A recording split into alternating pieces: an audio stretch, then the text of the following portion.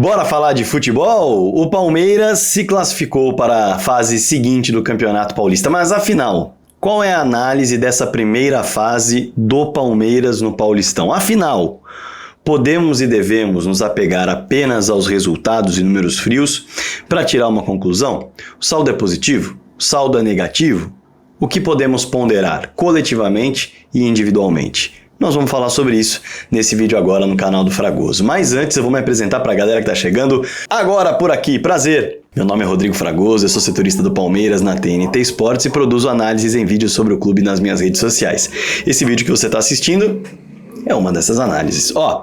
Me dá uma moral, eu quero chegar nos 100 mil inscritos logo. Então, clica no botão inscrever-se se você não é um inscrito. Chega mais, todo dia às 7 da manhã tem um vídeo novo para você. E às sextas-feiras, uma live especialíssima pra gente bater papo, trocar ideia ao vivo. Show? A voz tá se recuperando aos pouquinhos, né? Então vamos na boa, vamos falando baixinho, mas sem falhá-la, certo? Essa é a ideia. Vamos lá. Primeiro a gente tem que olhar um pouquinho a questão dos números frios, né? Porque o futebol é sobre resultado, a gente sabe disso. Mas para chegar ao resultado da melhor maneira é preciso desempenho. Nem sempre o desempenho ele entrega o resultado que se espera e nem sempre o resultado final é fruto de um desempenho absolutamente regular, enfim. O futebol é assim. Mas vamos aos números frios no fechamento da última rodada da primeira fase do Campeonato Paulista. Veja só. Olha só que interessante. Classificação geral. O Palmeiras fez a terceira melhor campanha geral. Atrás em pontos apenas do Corinthians, 4 pontos atrás, o Corinthians fez 27, o Palmeiras 23. E empatado com o São Bernardo na segunda colocação. É uma colocação muito boa, não dá para negar. Em relação ao ataque do Palmeiras, o Palmeiras terminou a primeira fase com o melhor ataque do Campeonato Paulista entre todas as equipes. Foram 21 gols marcados. O segundo melhor ataque foi o Corinthians com 20. E defesa, Fragoso? O Palmeiras terminou a primeira fase com a segunda melhor defesa do Campeonato Paulista. Sofreu 10 gols, ficou atrás apenas da Ponte Preta, que foi eliminada mesmo tendo a quarta melhor campanha geral. Porém, de acordo com o regulamento, são os 2 primeiros de cada grupo que se classificam. No grupo da Ponte Preta estavam também Palmeiras e São Bernardo, que avançaram. A Ponte foi eliminada com a quarta melhor campanha e com a melhor defesa da competição, sofrendo apenas 8 gols. E aí, há duas formas para nós analisarmos a questão do regulamento, da tabela e do desempenho de uma equipe no Paulistão. A primeira forma é a seguinte: o Palmeiras deu azar de pegar o grupo mais forte, grupo com mais pontos, e por isso quase ficou fora da fase seguinte. Por pegar o grupo mais forte, a margem de erro para a classificação era muito menor, porque os 3 clubes estavam pontuando bastante. Deu azar nesse sentido, exigindo muito mais da equipe. O Palmeiras, se tivesse empatado o jogo, estaria fora do Campeonato Paulista. E nós estamos falando de uma equipe que alcançou os 23 pontos que o Palmeiras alcançou. O Palmeiras teria alcançado 21 e teria ficado fora como o São Bernardo ficou na temporada passada. Só que aí tem um porém. O outro lado a se observar é o seguinte: o Palmeiras não precisou enfrentar 2 das 4 melhores campanhas do Campeonato Paulista ao longo da primeira fase. Todos os outros times de todos os outros grupos precisaram enfrentar 3 das 4 melhores campanhas. Certo? Deu para pegar? O Palmeiras não enfrentou na primeira fase nem o São Bernardo, segunda melhor campanha, nem a Ponte Preta, quarta melhor campanha. E esses 2 também não enfrentaram o Palmeiras, a terceira melhor campanha. Estamos falando do segundo, terceiro e quarto melhores times do Campeonato Paulista. Todos os outros grupos precisaram enfrentar esses times. E aí vem o ponto do seguinte: o Palmeiras escapou de 2 adversários muito complicados que poderiam fazê-lo perder pontos na caminhada rumo à classificação. O São Bernardo escapou de 2 adversários muito complicados que poderiam fazê-lo perder pontos na busca pela classificação. A Ponte Preta, a mesma coisa. Então tem o lado de você ter o azar, digamos assim, de pegar um grupo que te demanda pouquíssima margem de erro contra adversários que são mais fracos, você escapa de adversários mais fortes, mas você tende a ter uma precisão maior na busca pelos pontos. Em compensação, você escapa, como eu disse, dos adversários mais enroscados que podem te tirar pontos. São duas formas de se observar. Conclusão, depois de tudo isso. O planejamento da comissão técnica foi cumprido com sucesso.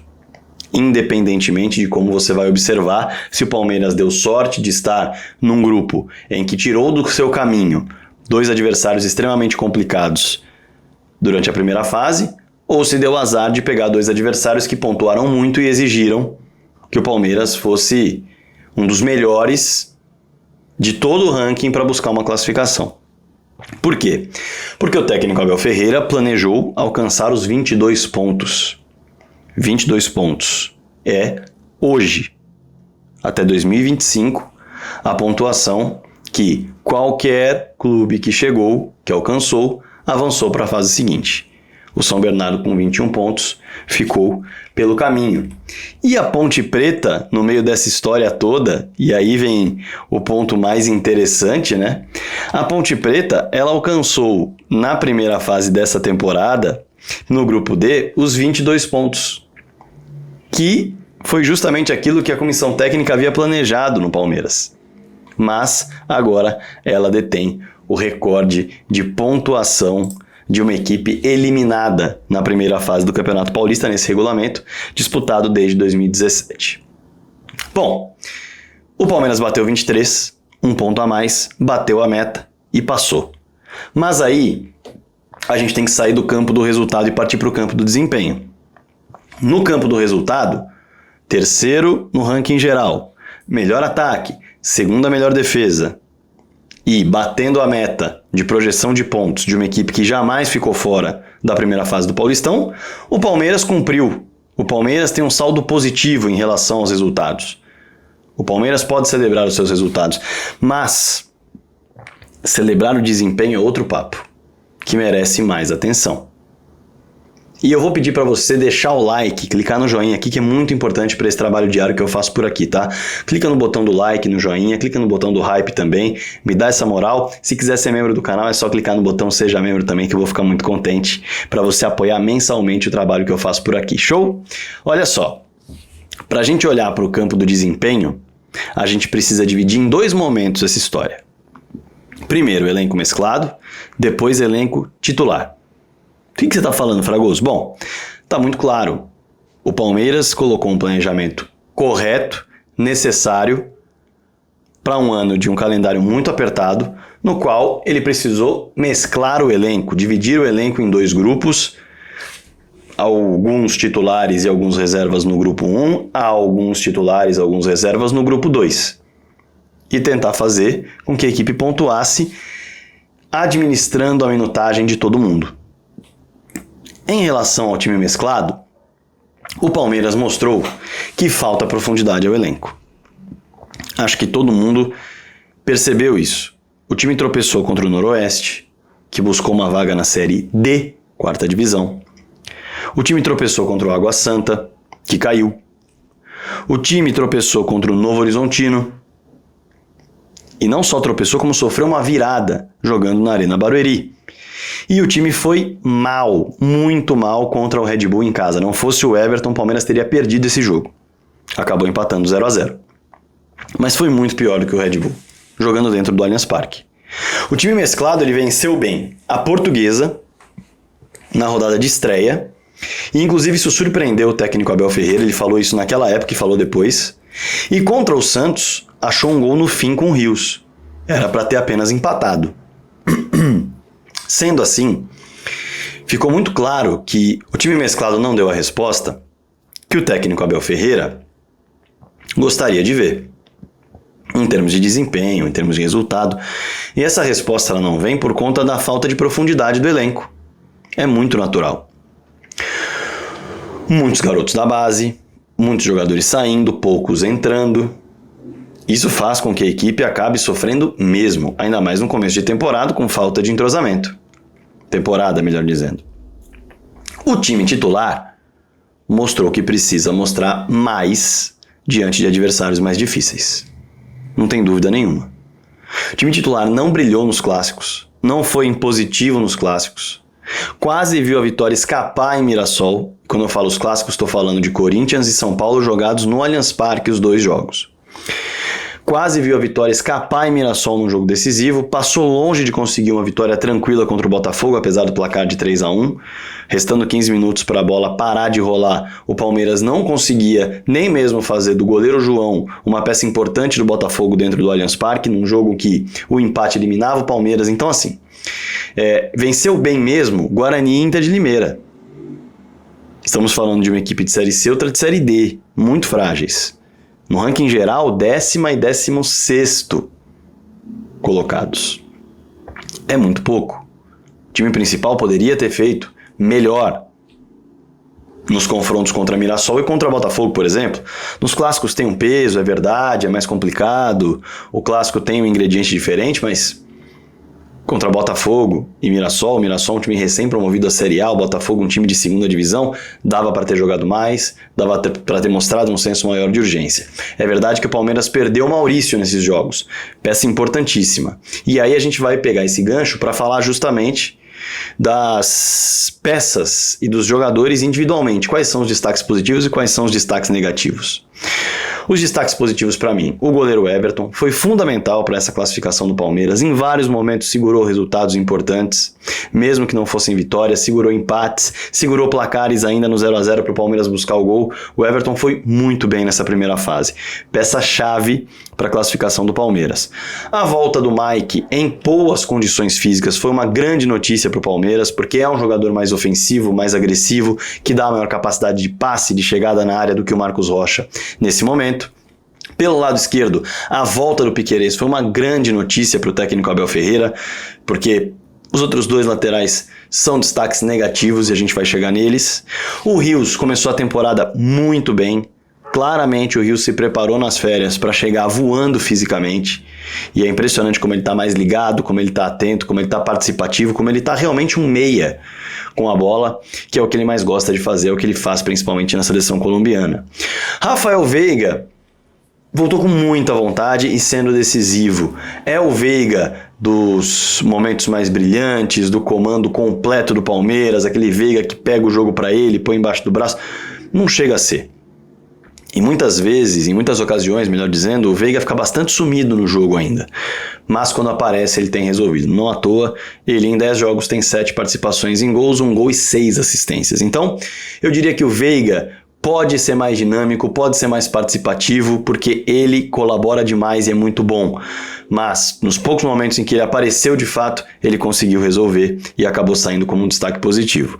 O Maurício foi o protagonista, motorzinho da equipe, o tempo todo participando, criando jogadas, realmente chamando o jogo para ele. Acabou tendo essa lesão no ombro, que é um problema, mas o Maurício é realmente um jogador assim que deu a resposta que o Palmeiras queria já na temporada passada, mas não havia conseguido, vindo do Internacional. Nessa temporada ele começou a dar e agora tem de se recuperar de uma lesão no ombro. E o Estevão, que desde sempre é um garoto que tenta, um garoto que insiste, é o craque do time, não tem muito por que argumentar, é o cara que faz a diferença. Nos destaques negativos, a gente tem que colocar o Giai. Se o Maurício deu a resposta que o Palmeiras esperava, o Giai não está dando. Nas oportunidades que teve foi muito mal. O Vanderlan, que é um jogador que o Palmeiras apostava na maturação, principalmente com a lesão do Piquerez, muita gente dentro do Palmeiras falava: o Vanderlan vai dar jogador, o Vanderlan vai fazer o Piquerez suar para voltar. Essa era a expectativa pelo que o Vanderlan apresentava nos treinos, pela evolução, mas essa evolução se estagnou. Não só se estagnou, como parou de aparecer. O Vanderlan tem muitas dificuldades com a bola no campo de defesa do Palmeiras. É um jogador que não tem ainda evoluída a capacidade de marcação, compreensão do desarme, compreensão da movimentação sem bola. Tecnicamente, o Vanderlan tem cruzamentos ótimos. É fato. Contra o Mirassol ele já mostrou isso. Foi um assistente que também, em alguns momentos, chegou a mostrar isso no ano passado, mas precisa do sem bola. Sem essa parte, acaba sendo um destaque negativo e acabou sendo de fato.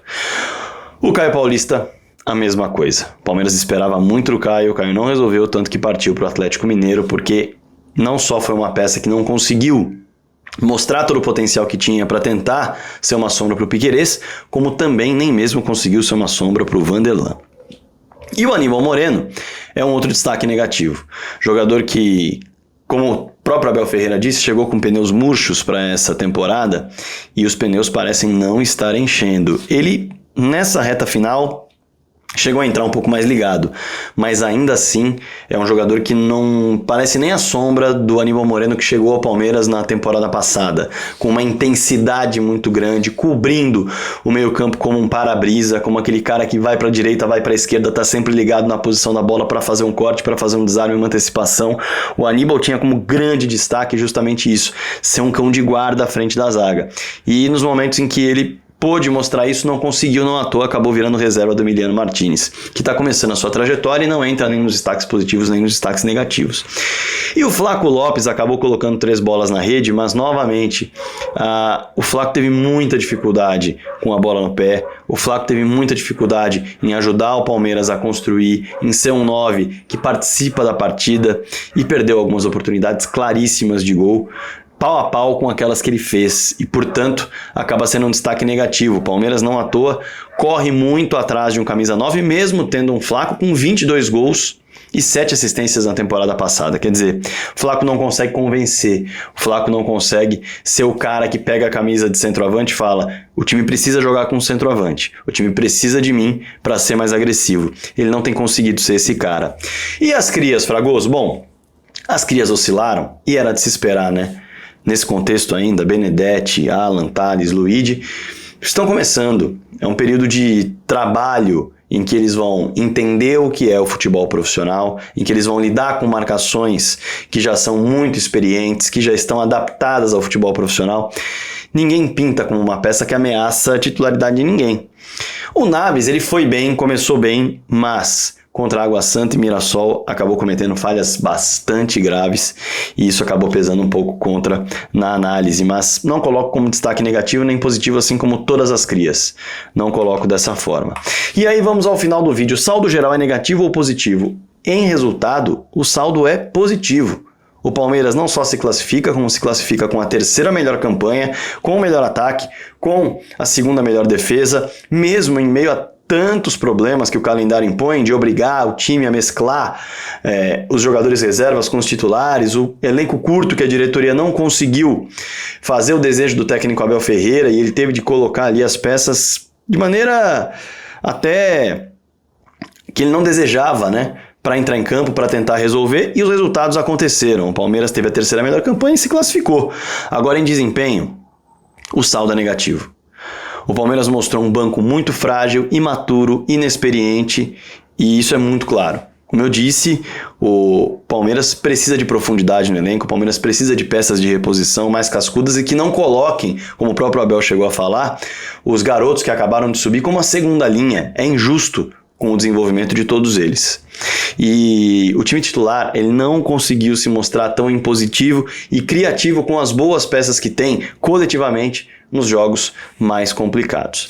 Um novo campeonato começa agora no mata-mata e o Palmeiras vai ter a oportunidade de mostrar melhor em desempenho e fazer com que as peças que individualmente chegaram a mostrar qualidade se conectem com maior frequência, gerem mais jogadas trabalhadas, ensaiadas, e seja uma equipe mais criativa e que consiga ser mais perigosa do que foi nos jogos mais complicados. Claro, essa é a minha visão em relação à primeira fase do Palmeiras nesse Paulistão. Quero a sua visão aí do outro lado. Afinal, o Palmeiras tem, neste primeiro momento do Campeonato Paulista, nesta primeira fase do Campeonato Paulista, um saldo positivo ou um saldo negativo? Para mim, está dividido aí. O saldo positivo está nos resultados, o saldo negativo está no desempenho do elenco e no elenco curto que a diretoria não conseguiu preencher como deveria com tantas saídas. E você? O que acha? Deixa seu comentário aí embaixo, estou esperando pra gente bater papo, me perdoa a voz que não tá das melhores, o resfriado tá passando, mas ainda acaba pegando um pouquinho a garganta. Maravilha? Conto com o seu comentário, conto com a sua inscrição, conto com o seu like, o seu hype e a sua moral espalhando o canal do Fragoso pra todo mundo. Combinado? Bora falar de futebol!